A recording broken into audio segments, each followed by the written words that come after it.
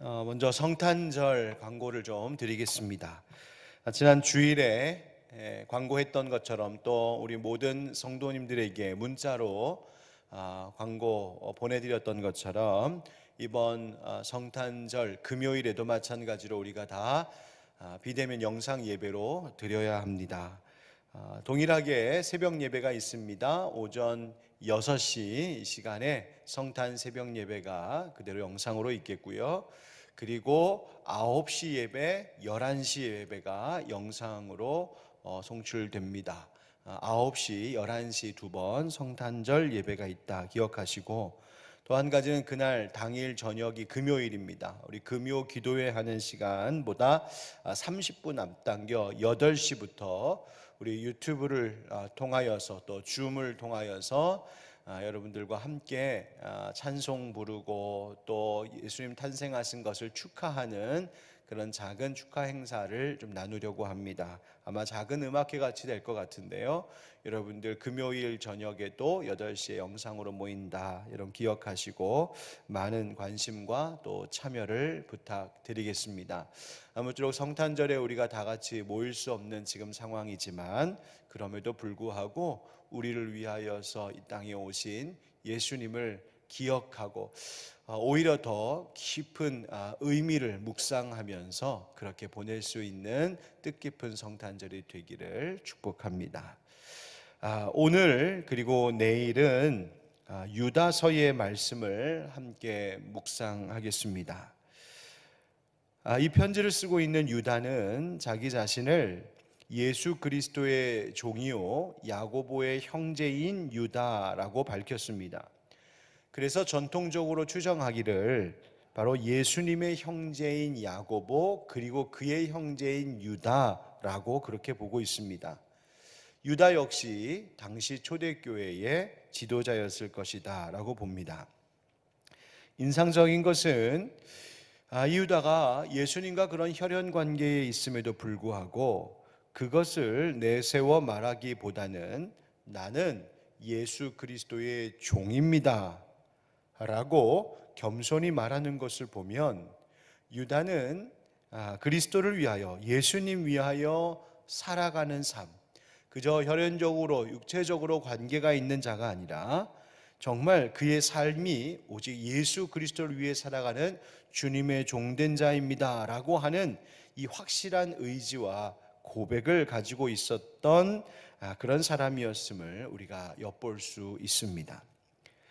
그가 이 편지를 받는 성도들에게 인사를 전하는데 이 편지를 읽게 될 성도들을 뭐라고 부르는지 보면 1절에 이렇게 중간에 되어 있죠.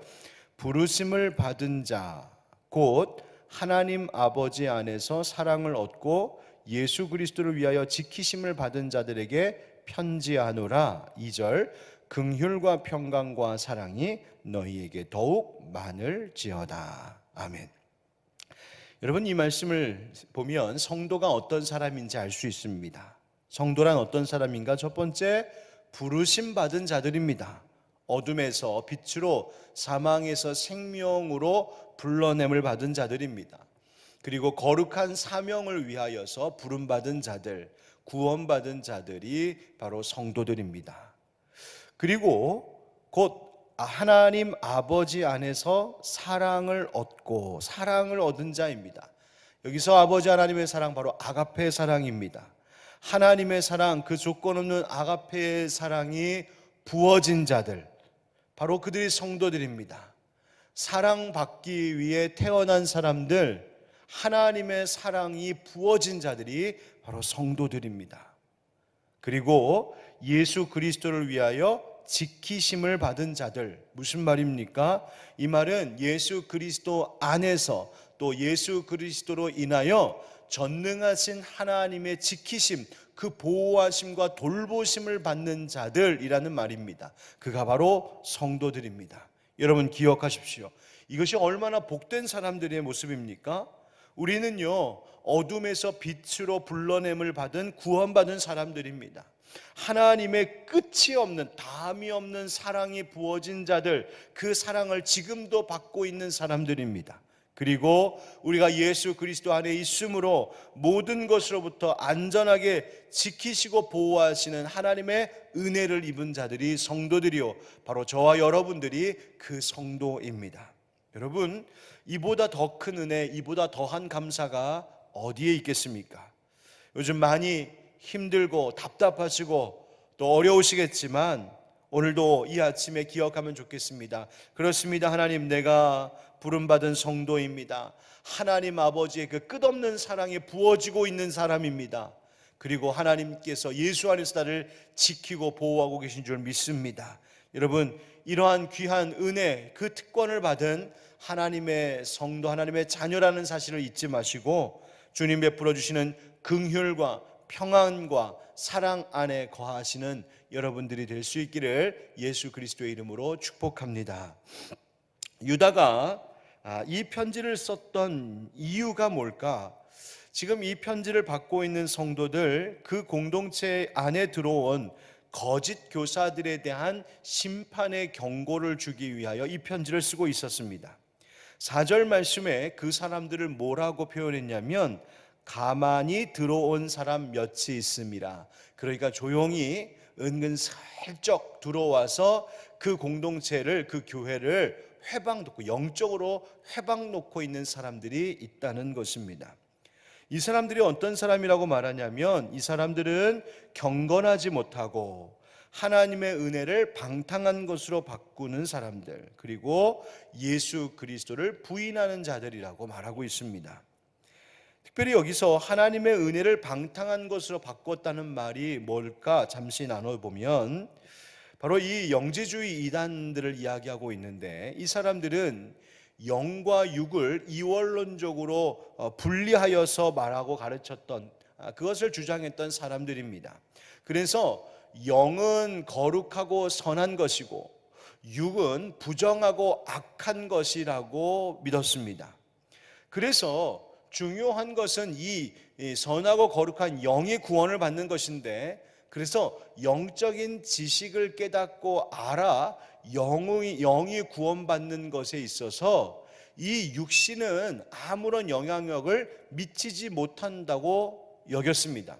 그러니 영적인 지식으로 깨달음을 받아 영만 구원받으면 육체는 이 땅에서 어떠한 모습으로 살아가든 상관이 없는 겁니다. 그래서 육체적으로는 엄청난 방탕한 생활을 해도 영에는 아무런 영향을 미치지 못한다, 그렇게 이원론적, 이분법적으로 생각한 것이죠. 이것이 바로 영지주의자들이 극단적인 쾌락주의에 또 빠지게 되는 배경인 겁니다. 이것을 두고 지금 유다는 하나님의 은혜를 방탕한 것으로 바꾸는 자들이라고 이렇게 꾸짖고 있는 것입니다.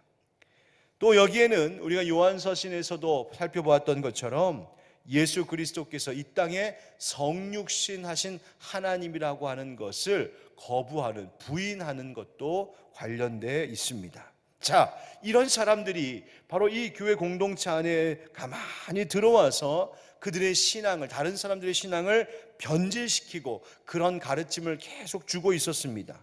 이것에 대하여 유다가 경고하고 있고 바로 그 성도들을 지키고자 이 편지를 쓴 것이죠. 여러분, 함께 우리 3절의 말씀을 같이 한번 읽어보면 좋겠습니다. 3절입니다. 시작. 사랑하는 자들아, 우리가 일반으로 받은 구원에 관하여 내가 너희에게 편지하려는 생각이 간절하던 차에 성도에게 단번에 주신 믿음의 도를 위하여 힘써 싸우라는 편지로 너희를 권하여야 할 필요를 느꼈노니. 아멘. 자, 유다가 처음에는 편지를 쓰려고 펜을 들었을 때 그저 구원에 대한 일반적인 기독교 교리를 가르치는 그런 편지를 쓰려고 생각했다가 성령님께서 그 마음을 바꾸셨습니다. 뭐라고요? 단번에 주신 믿음의 도를 위하여 힘써 싸우라 하는 이 권면의 말씀을 편지로 쓰기 시작합니다. 여러분, 성도는 마치 전투하듯, 그리고 운동 경기 시합하듯이 그렇게 싸우는 삶이라는 점을 이 말씀은 우리로 깨닫게 합니다. 무엇을 위하여 싸울까요? 단번에 주신 믿음의 도를 위하여. 무엇을 위해서요? 믿음의 도를 위하여. 예수 그리스도의 십자가 보혈로 주어진 이 믿음, 그 믿음 지키기 위하여 우리는 날마다 힘써 싸우며 나아가야 한다는 것입니다. 왜요? 바로 이 믿음을 지키는 것, 믿음에 따라 사는 것을 방해하고 공격하는 것들이 우리의 삶의 주변에 너무나 많기 때문입니다. 영적으로 우리를 나태하게 하고 게으르게 하는 것들이 밀려오기도 합니다. 세속적인 즐거움과 쾌락에 대한 유혹이 다가오기도 하죠. 말씀에 합당한 그 순전한 올바른 진리가 아니라 그저 사람들의 감정이나 그 기분을 또 생각을 자극하고 흔들어 놓아서 극단적인 방향으로 자기들이 세상적 이익을 얻고자 하는 방향으로 이끌고 가고 더는 악한 길로 이끌어가는 잘못된 가르침들이 너무나 많은 이 세상에 그러한 것들이 밀물처럼 밀려올 때가 있습니다. 세상, 근심, 염려 이러한 것들이 우리의 믿음을 흔들어 놓기도 합니다. 바로 이와 같이 우리의 올바르고 순전한 믿음, 그 믿음의 도를 위하여서 살아가는 삶을 방해하는 것들과 우리는 날마다 힘써 싸워야 한다고 이 유다가 성도들에게 또 우리들에게 그렇게 말하고 있습니다. 여러분은 요즘 믿음의 도를 위하여 힘써 싸우고 계십니까? 믿음의 도를 지키기 위하여 애쓰며 계십니까? 그렇다면 그 싸움의 내용이 무엇입니까? 혹시 지금 코로나 때문에 교회도 갈 수 없고 예배도 제대로 드릴 수 없는데 그냥 되는 대로 당분간 살자, 그러다가 좀 상황이 나아지면 그때 다시 시작해야지, 그저 세상 흘러가는 대로 살자, 혹시 그렇게 무방비 상태로 지내고 계시지는 않으십니까? 적어도 이 새벽에 일어나셔서 이 새벽 예배 영상을 보면서 함께하고 계신 분들은 이미 이것으로도 믿음의 도를 위하여서 열심히 싸우고 있는 분들이라고 여겨집니다. 그런데 혹시 앞서 말씀드린 것처럼 그렇게 우리의 믿음을 흔들어 놓는 세상의 온갖 공격과 유혹들 앞에 무방비 상태로 그렇게 생활하고 계신 분들이 여러분 가족 중에, 혹시 여러분 주변 사람들 가운데, 목장 식구들 가운데 혹시 그런 분들은 계시지 않을까요? 유다가 그의 공동체의 성도들에게 단번에 주신 믿음의 도를 위하여 힘써 싸우라 하는 이 권면의 말씀을 주고 있는 것과 같이, 여러분 먼저는 나부터, 그리고 내 가족들, 그리고 다른 우리 믿는 믿음의 형제 자매들에게도 요즘과 같은 때에 이 믿음의 도를 위하여 힘써 싸워야 한다는 사실을 일깨워 주시고 그들을 영적으로 도와줄 수 있는 우리가 되기를 축복합니다. 여러분 그분들에게 영적으로 도전해 주시고 우리 함께 믿음 생활 더 힘써 하자고, 우리 요즘 같을 때에 영상 예배 드리는 것 열심히 드리고 개인의 경건 생활에도 힘쓰고 하나님 말씀 성경 읽기, 또 기도하기, 또 그 은혜 묵상하여서 은혜 받은 것도 함께 나누는 것 등등, 그렇게 믿음의 도를 위하여 힘써 싸우는 일에 애쓰며 수고하자고 권면해 주시기를 바랍니다. 아마 하나님께서 이러한 어려운 때를 통하여서 우리의 믿음을 한층 더 업그레이드 시켜주시는 은혜가 있을 줄 믿습니다. 자, 이제 유다는 우리가 또 성도들이 잘 알고 있는 성경의 세 가지 이야기를 예를 들어 믿음의 도를 지키지 않는 방탕한 삶의 그 결과가 무엇인지를 우리에게 경고해 주고 있습니다. 그게 5절부터 7절 말씀인데요, 말하자면 이것입니다. 첫째는 이스라엘 백성들 가운데 출애굽은 했으나 불신앙의 사람들, 하나님 앞에 불평하고 원망하고 그렇게 불순종했던 사람들이 결국 어떤 심판을 받게 됐는지에 대하여 말해주고 있습니다. 두 번째는 천사들이 타락해서 사람의 딸을 취하고 홍수 심판을 받은 사건, 바로 노아 때의 이야기입니다. 또 세 번째로는 소돔과 고모라의 그 음란한 사건, 이 세 가지를 예를 들어 말해주고 있습니다. 그리고 그 7절 끝에 그러한 사람들의 결국이 무엇이라고 말하냐면 영원한 불의 형벌을 받음으로, 그들이 영원한 불의 형벌을 받았다, 그리고 그것이 거울이 되었느니라 라고 말해주고 있습니다. 하나님께서 바로 이와 같은 일들을 반면교사로 삼도록 이와 같은 일들을 보여주셨고 또 지금 성경에 기록하여 우리에게 전해주고 있다는 것입니다. 거울로 삼았다. 반면교사로 삼게 했다. 자, 그런데 이러한 것을 보고도, 이러한 것을 읽고 알고도 여전히 자신들의 길을 되돌이키지 않고 올바른 믿음의 길로 가지 않는 사람들은 심판과 멸망을 피할 수 없음을 말하고 있습니다. 여러분, 이런 사람들의 일상의 태도가 또한 어떤지를 엿볼 수 있는 구절이 있는데요. 여러분 16절 보십시오. 16절에 이렇게 되어 있습니다. 이 사람들은 원망하는 자며 불만을 토하는 자며 그 정욕대로 행하는 자라 그 입으로 자랑하는 말을 하며 이익을 위하여 아첨하느니라. 아멘. 원망, 불만, 정욕, 또 자랑질, 또 자기 이익만 구하는 그 이기심, 욕심, 그리고 힘 있는 자에게 하는 아첨. 여러분, 이것이 바로 그런 사람들의 일상의 모습이라는 거예요. 생활이라는 거예요. 이런 사람들은 어떻게 될까요? 11절에 보니까 화 있을진저 이 사람들이여 라고 경고하면서 가인, 발람, 고라와 같이 하나님의 뜻에 불순종하고 멸망의 길을 갔던 자들을 예를 들어 경고하고 있습니다.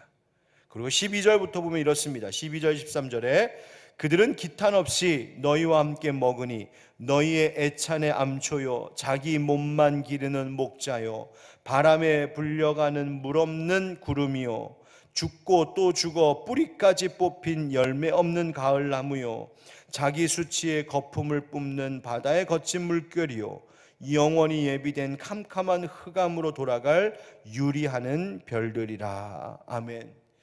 여러분, 이 가운데 이 비유적인 표현 가운데 굉장히 은유적인 표현들이죠. 이 가운데 물 없는 구름 뭘까?